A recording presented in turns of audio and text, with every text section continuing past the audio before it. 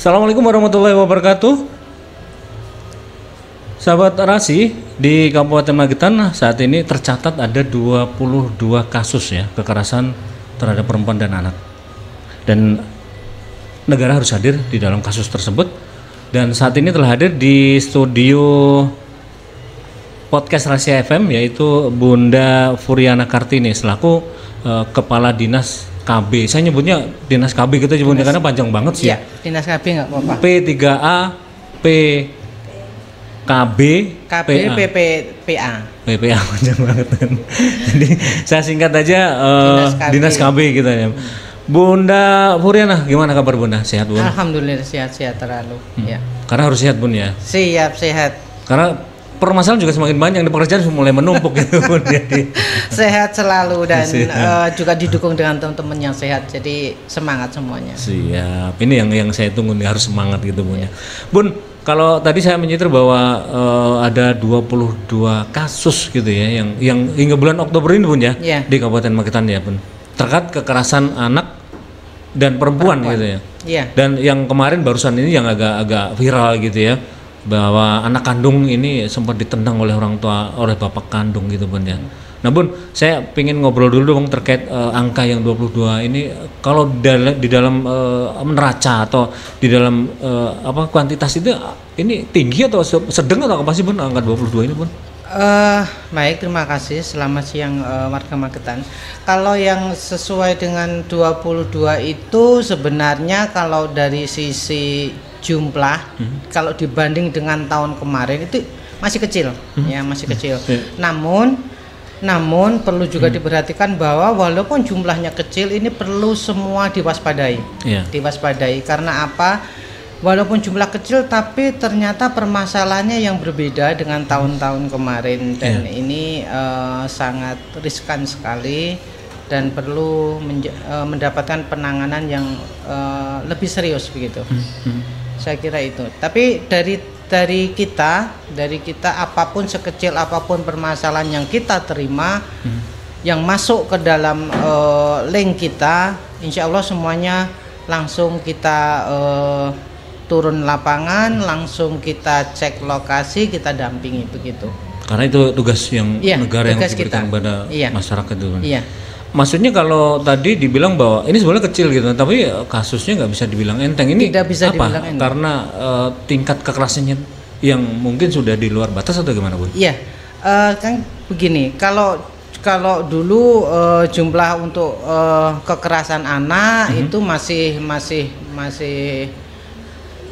relatif. Kondisinya itu masih aja lah, tidak seberat yang sekarang. Berarti begini, meskipun sama-sama katakanlah contoh bullying, tapi bullyingnya yang lebih kekerasan. Kalau dulu bullyingnya tuh masih verbal gitu ya? Iya, masih verbal, hanya 1-2 yang fisik, tapi sekarang fisiknya yang juga banyak juga gitu. Fisiknya lebih meningkat gitu ya? Iya. Jadi ini perlu penanganan yang serius, tapi semua harus bareng-bareng, baik dari utama, utama kami selalu menyampaikan yang utama itu adalah dari pihak keluarga dan kolaborasi dari unsur yang ada di baik pemerintahan desa, juga kecamatan dan kabupaten, dan lingkungan sekitar rumah itu juga harus ikut mewaspadai apabila ada hal yang kurang baik di lingkungan sekitarnya. Artinya memang bukan cuma tugas Dinas KB doang untuk menjaga hal itu tidak terjadi gitu kan ya. Betul. Kami ini kan hanya dari jauh saja kami melihatnya, tapi yang tahu adalah yang di lingkungannya. Tapi kan mungkin masyarakat juga nggak tahu nggih, artinya masyarakat tahu gitu, cuman bagaimana sih menyikapi hal tersebut? Ini kan perlu disosialisasikan gitu Bun ya. Sebenarnya kita sudah sosialisasi, kita sudah masif sebenarnya sosialisasi itu baik kepada desa, kelurahan, kecamatan, itu sudah masif, juga ke sekolah-sekolahan. Walaupun dengan jumlah yang terbatas, tapi harapan kita dengan jumlah yang terbatas itu bisa menyebarkan kembali ke yang lainnya begitu. Misalkan di desa. Yang kita hadirkan adalah perangkat. Dalam arti apa? Perangkat ini yang harus bisa menyebarkan. Ya, ini adalah harapan kita. Nah Bun, kalau ini mungkin ya terhadap antisipasi ya anak berhadapan dengan hukum di tingkat SMP dan SMA ini ya. Ini upaya pencegahan dan penanganan seperti apa nanti Bun? Kita ini sudah tadi sudah kami sampaikan bahwa kita sosialisasi, kita juga dengan pihak sosialisasi apabila dengan baik dengan kecamatan maupun desa itu kita melibatkan pihak PPA Polres, pihak kejaksaan. Dalam arti apa? Agar masyarakat itu tahu, karena apa? Pihak-pihak aparat ini yang tahu pasal apa, yang kalau terlibat apa ini nanti kena hukuman apa, biar mereka tidak melakukan itu. Itu adalah harapan kita, bukan menakut-nakuti, tidak, tapi memang agar mereka paham bahwa apabila melakukan sekecil kesalahan apapun, apabila itu memang berdampak pada masyarakat, itu ada hukumannya. Itu adalah harapan kita. Dan juga tadi sudah kami sampaikan, kita ada pembentukan perlindungan perempuan dan anak terpadu berbasis masyarakat. Ini melibatkan desa dan kelurahan. Nah, semuanya sudah, tinggal nanti pihak desa dan kelurahan ini yang menyebarluaskan. Itu harapan kami. Artinya, juga ada forum partisipasi publik untuk kesejahteraan perempuan. Ada Puspa. Puspa di sini adalah juga ada dunia usaha. Ini sudah kita bentuk dan itu sudah kita arahkan. Kita melibatkan pihak provinsi saat kita mensosialisasikan dan membentuk. Apa sih tugasnya?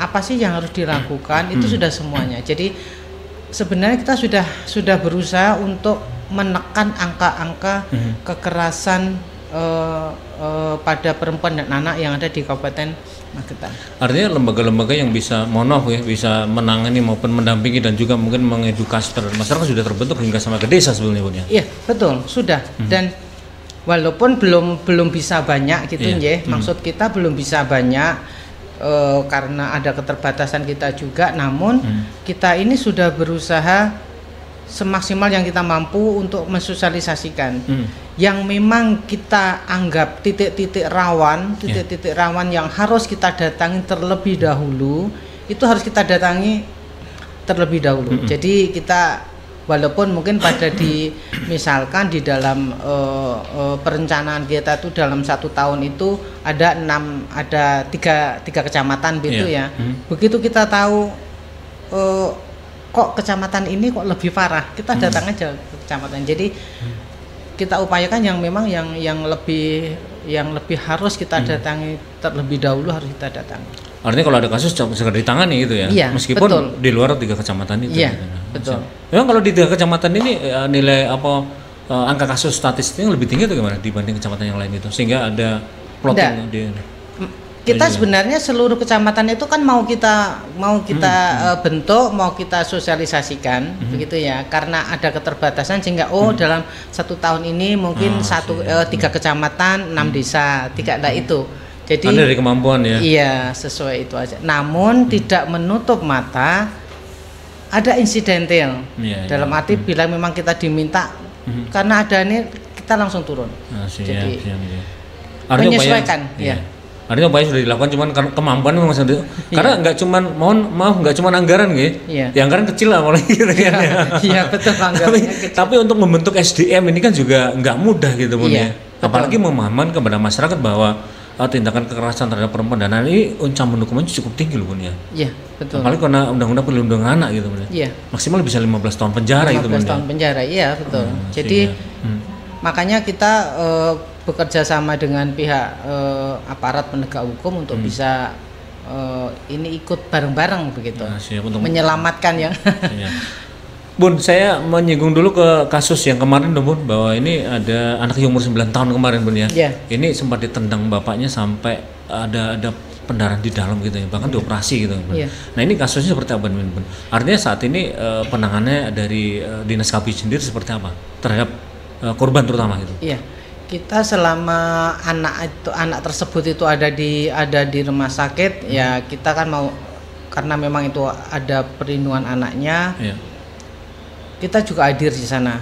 Kita ngecek semua yang ada di rumah sakit, dalam arti bahwa anak ini kan betul-betul tertangani dengan baik. Iya. Tapi saya yakin pihak rumah sakit pun pasti akan melaksanakan itu dengan baik. Nah, pada saat kita ada kasus itu, kita juga selalu berkoordinasi dengan pihak keluarga agar anak ini apabila nantinya keluar, anak ini nyaman, aman, gitu ya, aman, nyaman. Kita juga berkoordinasi karena ibunya itu adalah TKW. Kita juga tim kita juga berkoordinasi dengan ibunya, gitu, dengan ibunya. Karena ternyata ibunya sudah tahu, sudah tahu kalau selama ini anaknya kena kekerasan dari bapaknya. Nah, ini karena ibunya juga sudah tahu, dan kemarin juga sudah kita buat bagaimana agar anak ini terlindungi. Kita kemarin minta pernyataan karena ibunya tidak bisa pulang, kita minta pernyataan dari orang tua. Maunya jenengan itu gimana? Maunya ibunya seperti apa? Iya, gitu ya, maunya ibunya tuh kayak apa untuk anak ini? Ternyata ibunya pengennya anaknya itu tetap di rumah orang tuanya, orang mbahnya, neneknya dari ibunya. Gitu ya, betul ya, sudah. Karena sudah ada pernyataan dan sudah dikirimkan, walaupun lewat media, tapi insya Allah sudah bisa jadi bekal kita gitu. Dan alhamdulillah anak itu baik, kondisinya baik dan sudah pulang. Kita juga koordinasi dengan pihak rumah sakit terus. Begitu pulang, sebelum pulang, tim kita sudah turun ke rumah sakit ngecek apa betul ini mau pulang gitu loh. Kita juga koordinasi dengan pihak kecamatan, pihak desa, Babin Kantipman, Babinsa, semuanya kita kumpulkan di sana aja. Dan akhirnya anaknya pulang ya kita dampingi. Anda selama ini masih dalam pendampingan oleh dinas itu ya? Iya. Insya Allah tetap, karena nanti karena anaknya sudah pulang, saat ini memang masih dalam proses pemulihan. Jadi dari pihak rumah sakit juga siap untuk kan memang harus kontrol juga. Pihak puskesmas juga siap apabila memang kontrolnya dilimpahkan ke puskesmas. Karena memang yang lebih dekat ini sudah ada koordinasi, dan dari pihak dinas pendidikan juga sudah siap untuk mengedukasi anak ini, gitu ya, siap. Dan kita dari dinas KB juga karena ini nanti akan berjalan untuk kesehatan baik fisik dan mental anak, nanti insya Allah akan kita hadirkan psikolog dari provinsi, sehingga yang memang berhak untuk menangani. Karena sebenarnya kita ada psikolog, tapi yang diharapkan oleh pemerintah yang psikolog itu adalah psikolog yang memang dia berpraktek profesi, berprofesi gitu. Jadi kita tidak bisa sembarangan ngambil psikolog. Karena ada spesifikasi tersendiri untuk menangani. Betul. Jadi khusus, jadi nanti akan kita hadirkan itu, dan saya yakin itu selain memang anak tersebut juga ada beberapa anak yang memang harus kita dampingi dengan psikolog juga sekalian. Jadi nanti biar sekalian psikolog hadir, ada beberapa tempat yang harus didampingi begitu. Bun, ini kan kita harus bisa memahamkan kepada masyarakat gitu ya, bahwa kekerasan terhadap anak ini dampak atau efek psikologinya kan panjang gitu. Nah, mengapa kita harus bisa dibilang berhati-hati, ataupun mungkin kita juga harus ikut mencegah adanya kekerasan terhadap anak ini gitu kan ya. Karena mohon maaf, masyarakat juga harus ikut serta untuk pengawasan dan sebagainya kalau terjadi kasus ini. Karena itu tadi saya sebutkan bahwa kalau anak ada mendapat kasus kekerasan ini, efek psikologisnya panjang gitu loh. Mungkin kalau beda dengan kita gitu loh. Kita dibully ya mungkin sudah gitu loh. Kita nggak kan efeknya nggak sepanjang kalau anak-anak ini bisa sampai dibawa sampai ke usia berikutnya gitu loh, Bun. Nah, ini kalau dari apa namanya untuk pendampingan tadi itu, Bun. Ini seperti apa nanti pelaksanaannya? Mungkin apakah anak ini dibawa ke Surabaya, atau mungkin psikolog yang dari Surabaya ini mau datang ke sini untuk pendampingan, dan berapa lama biasanya gitu, Bun? Karena dampaknya kan beda-beda, Bun, terhadap betul. Efeknya anak-anak terhadap psikologinya mereka gitu. Betul sekali, dan memang pasti akan jangka panjang ya, jangka panjang. tapi begini, kita ini di Kabupaten Magetan kan sudah ada P2 TP2A, di mana ini juga melibatkan dari banyak unsur, salah satunya juga ada dari Aisyah.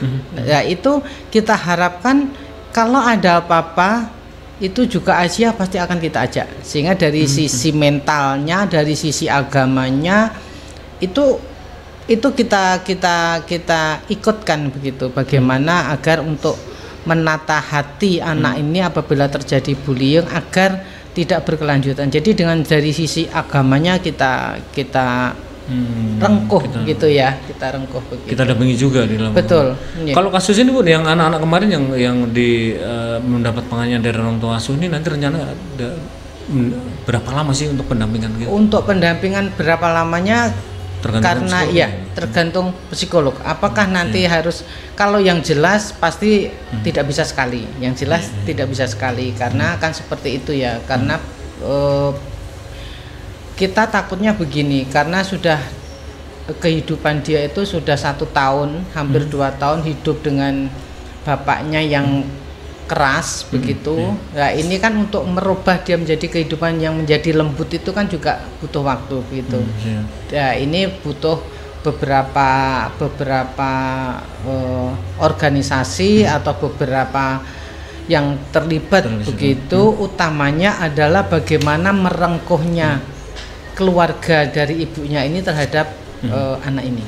Artinya gini Bun, saya sempat ketemu dari sisi keluarganya juga yang terpenting ada itu. Iya. Iya, dari sisi keluarga dan lingkungan di dalam keluarga itu.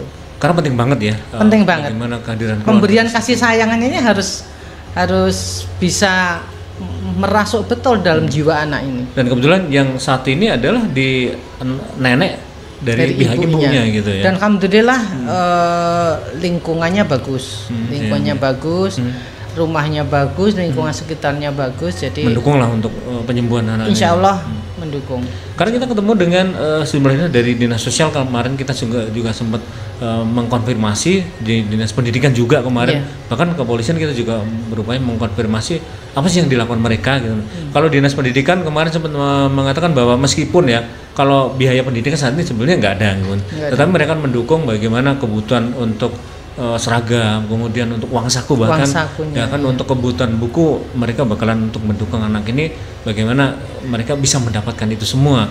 Dari dinas sosial katanya kemarin juga saat ini lagi mengupayakan bagaimana biaya untuk operasi, biaya untuk rawat jalan dan lain sebagainya, seperti yang akan mereka cover dari anggaran pemerintah daerah. Meskipun ini saat ini juga masih diupayakan Bun ya untuk BPJS ya, karena kemarin BPJS sempat kita lihat bahwa BPJS tidak berfungsi dari mereka punya bahkan kelas 1 kalau misalnya dari dinas sosial, cuman karena tidak berfungsi ya, artinya mereka akan mengupayakan itu untuk bisa difungsikan kembali gitu Bun.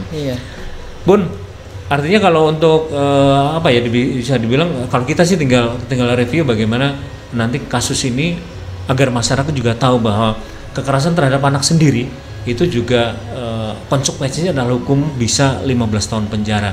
Nanti akan kita lihat seperti apa sih Bun perkembangan daripada sidang daripada orang tuanya. Ini juga biar menjadi pelajaran bagi orang lain gitu ya, masyarakat, bahwa kekerasan dalam rumah tangga itu, kekerasan terhadap anak itu hukumnya cukup tinggi sehingga mereka bisa mencegah hal tersebut terjadi gitu Bun ya. Bun, kalau dari 22 tadi untuk kasus anak ini berapa sih Bun? Kalau kasus anak ya sekitar 12-an. Sekitar 12, 14 ya, sekitar itu. Ini kalau bisa dijedong, ini apa? Kekerasan fisik, verbal seperti bullying atau apa dari 12? Ada bullying, ada fisik, ada perebutan anak, ada ya gitulah gitu ya. Hak asuh gitu Bun ya. Iya, betul. Dan ini saat ini didampingi semua ya oleh. Iya, betul.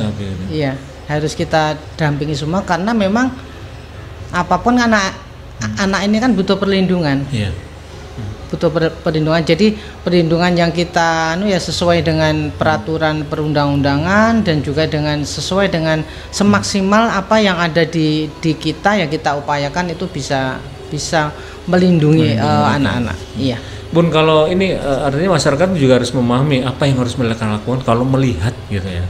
Melihat adanya kekerasan terhadap anak meskipun itu oleh orang tua sendiri. Apa yang harus mereka lakukan sebetulnya Bun? Kalau maunya ya saya jadi tangga, waduh ini anak tetangga saya ini digamparin sama orang tuanya gitu loh. Iya. Apa yang harus kita lakukan? Karena biasanya kita itu kan nggak enak lah kalau kita mau urusan ini mereka, ya, urusan gitu mereka ya, kayak iya. gitu. Ini seperti apa Bun agar hal tersebut itu tidak terjadi di masyarakat gitu loh. Ya, yang jelas begini, karena masih anak, mereka tidak bisa melapor sendiri. Iya. Tidak bisa. Jadi harus ada orang yang bisa mempunyai kekuatan hukum dia, apakah itu saudaranya, apakah tetangganya, apakah paman bibinya yang memang melaporkan, yang tahu kejadian. Dan harapan kita kepada masyarakat sekitar, dan ini sudah kita sampaikan bahwa segera lapor. Kita ada hotline-nya 24 jam lapor. Pasti akan kita tangani gitu ya. Kita dampingi kalau memang perlu penanganan dengan tim semuanya, kita turun, tapi kalau cukup dengan kita, pendekatan dengan kita, ya cukup dengan kita saja. Tapi kita harapkan lapor apapun itu. Jadi ada rasa empati kita kepada lingkungan gitu, agar lingkungan di sekitar kita juga aman. Bukan cuma kekerasan anak sama orang tua, tapi lingkungan siapapun itu, apakah teman dengan teman atau itu kalau bisa ya segera lapor begitu. Bun, kalau untuk hotline-nya berapa Bun? Ada ya hotline-nya? Ada. Nomornya 08? Iya. Mas Alvin? Sini Mas Alvin, saya bacain Mas Alvin. Oh enggak, ini anunya. Ini ya? Hotline-nya. Hotline-nya ya? Iya. Hotline-nya. Untuk Satgas PPA? Iya. Satgas PPA dan P2P2A gitu ya? P2TP2A. Nanti akan kita sertakan ya di kolom komentar buat Anda untuk juga ikut serta mencegah terjadinya kekerasan terhadap anak, karena kekerasan terhadap anak itu dampaknya luar biasa terhadap masa depan mereka. Iya. Saya baca ini sekalian, nanti akan ada link yang akan kita tautnya, yaitu untuk Satgas PPA ini hotline-nya cukup 110. Itu Polres itu. 110. Ini bebas pulsa Polres Bun ya. Polres. Kalau yang P2TP2A itu di 08 95 39 67 50 822. Nah, artinya mungkin kalau Anda takut untuk saya ngerecokin rumah tangga, Anda bisa langsung melapor langsung melapor. Iya, pasti akan kita lindungi siapa pelapornya. Siapapun pelapornya gitu ya. Karena itu juga kita lindungi, iya. Karena memang yang lapor juga harus kita lindungi, kita lindungi. Jadi semuanya makanya kan kita harapkan kalau ada kejadian segera melaporkan. Artinya buat Anda jangan takut gitu ya untuk melapor atau mendial nomor tadi, karena identitas yang Anda punya ini akan dilindungi oleh dinas-dinas terkait gitu ya untuk melaporan. Tapi gitu. Memang sebenarnya juga sudah banyak, hanya kalau memang perlu kita tangani secara tim kecil saja, hanya kita turun, kalau udah selesai gitu ya. Selesai dalam arti misalkan ada ya kekerasan KDRT itu, terus kita tangani, kita ajak ngobrol gitu, sudah selesai, oh ya sudah, ini ada di salah saya, sudah saling menyadari ya sudah begitu. Artinya menumbuhkan kesadaran mereka gitu Bun ya. Iya betul, karena biasanya kalau kan emosi ya, karena emosi sehingga menimbulkan KDRT. Pun kalau tadi kan yang dari 22, yang ini yang 12 kan kasus anak-anak gitu ya. Nah, yang lainnya ini kan kasus untuk kekerasan terhadap perempuan gitu Bun ya. Iya. Ini kasus apa sih Bun yang ini yang 10 ya? Dari 22 tadi. Itu ada yang penelantaran. Jadi ada yang ditelantarkan sama suaminya. Ya. Jadi kebanyakan itu. Kebanyakan itu. Ya. Jadi dari 10 itu yang 9 penelantaran itu dari gitu. Iya. Ya sebenarnya yang satu cuman kasusnya kasus pencabulan atau apa itu Bun? Enggak. Ya ada sih gitu ya, ada. Karena ini mono Bun, kalau kasus pencabulan kan ini nggak serta-merta bahwa itu ada persetubuhan gitu ya. Ini juga harus diketahui oleh masyarakat, termasuk kasus apa namanya, kita ngomong nggak mengenakan orang ya, yang Undang-undang TPKS itu kan ini juga harus diwaspadai oleh masyarakat gitu Bun ya. Betul. Sebenarnya semuanya sudah kita sosialisasikan ya, sudah. Jadi jadi kita memang ada perempuan itu ada yang fisik gitu ya, ada fisik KDRT tadi, ada yang fisik pemukulan. Tapi sudah kita damaikan, dan sekarang sudah baik, sudah berkomunikasi baik. Jadi ada foto, ada dokumentasinya, itu semuanya, sehingga kita turun. Setelah itu ternyata ya karena emosi, emosi aja, sehingga itu, sekarang baik. Itu taruhlah, oke, hari ini berdamai. Ada konsekuensi hukum nggak sih kalau besok dia gambarin lagi dia melakukan hal yang sama gitu, kemudian dibawa lagi ke kantor KB atau dinas KB gitu, ada konsekuensi nggak sih seperti itu?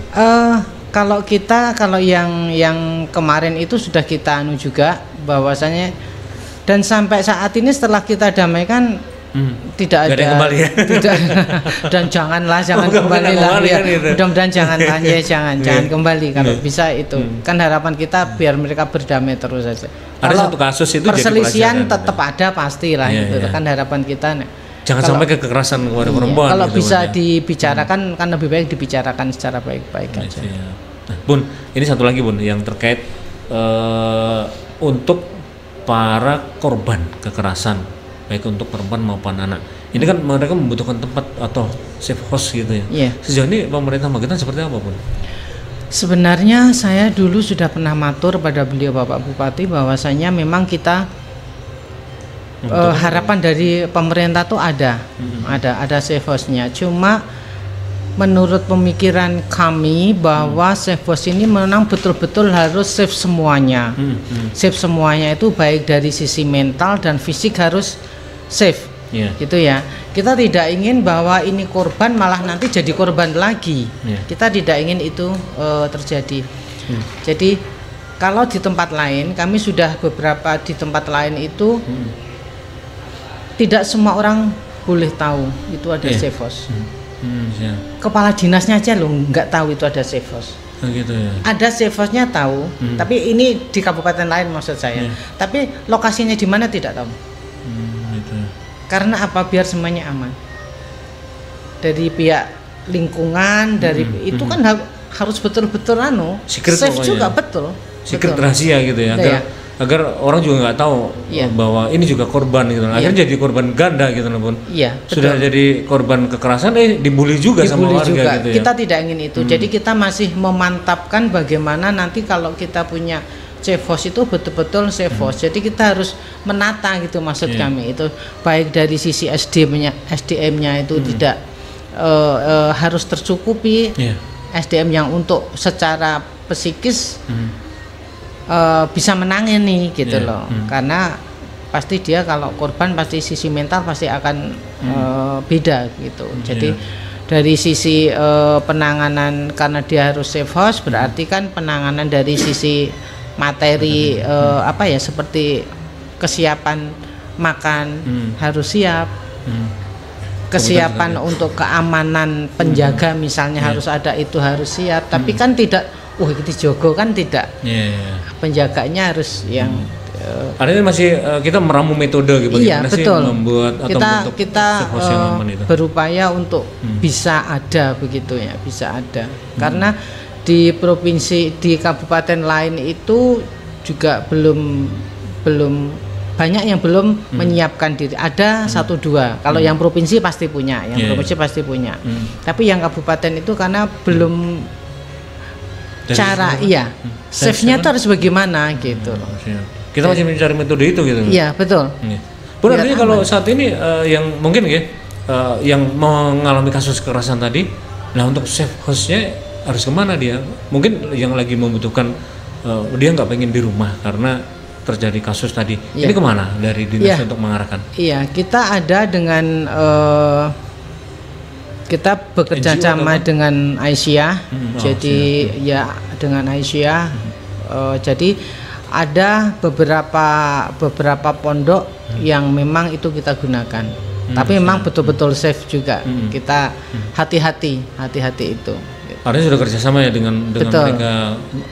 Spesifik apa sih yang kita titipkan adalah orang-orang yang lagi bermasalah, dia lagi butuh untuk diperhatikan dan sebagainya, seperti itu ya. Betul, iya.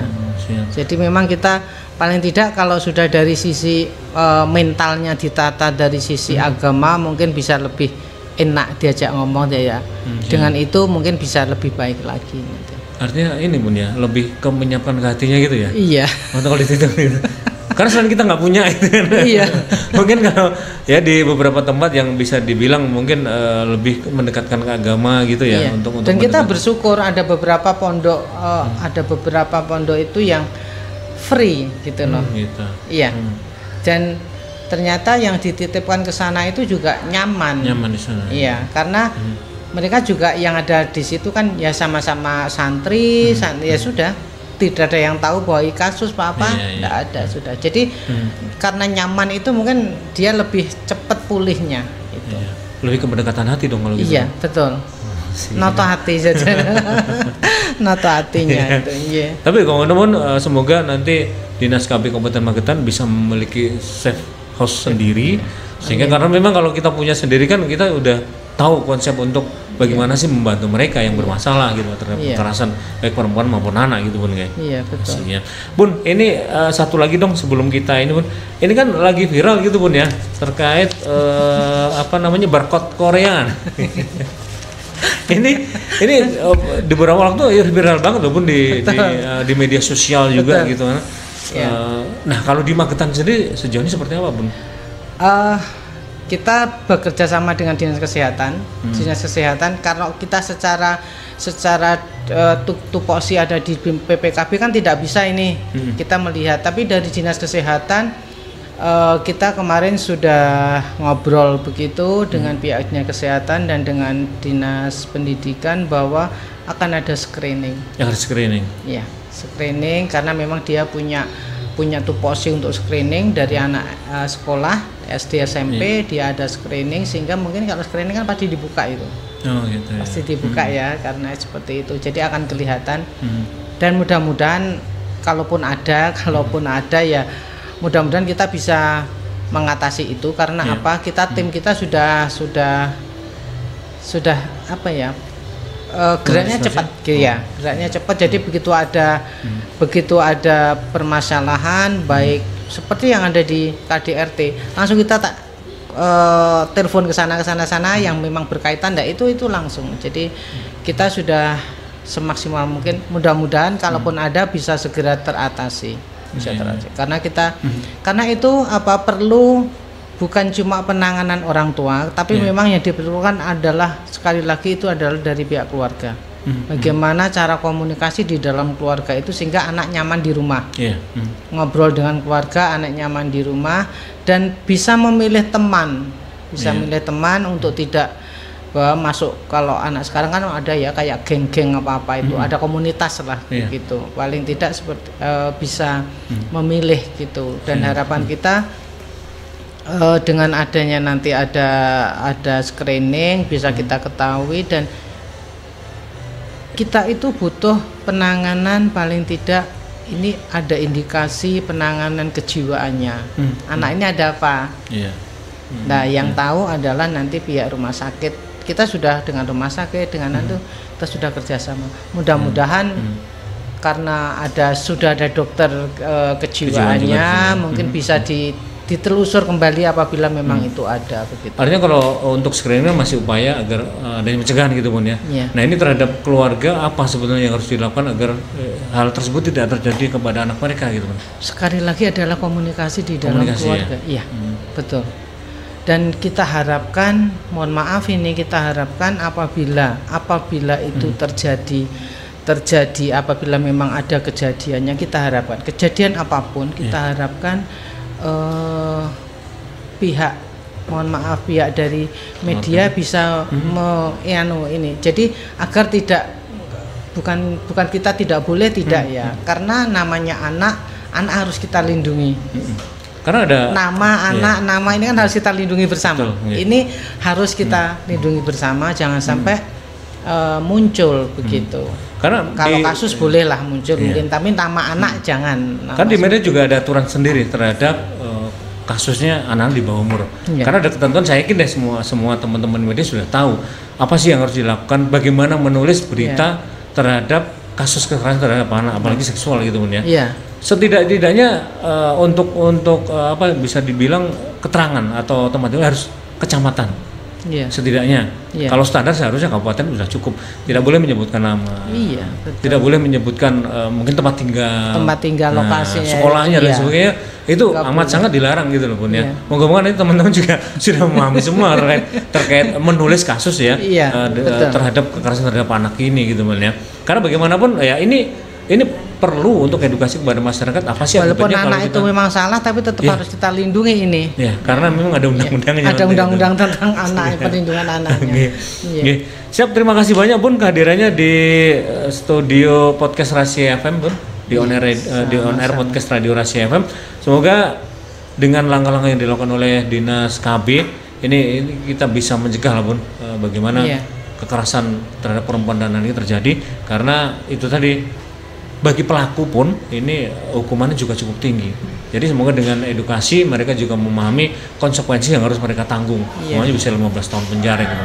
Dan semoga juga Dinas KB nanti juga bisa memenuhi instrumen apa yang dibutuhkan, karena 22 kasus itu saya bilang cukup tinggi Bun. Kalau nggak segera ditangani, karena apa?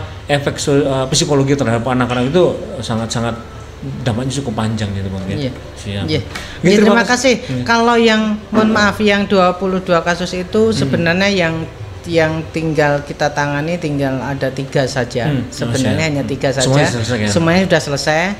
Yang tinggal saja tinggal 3 hanya anak ini sama kasus perebutan anak itu aja.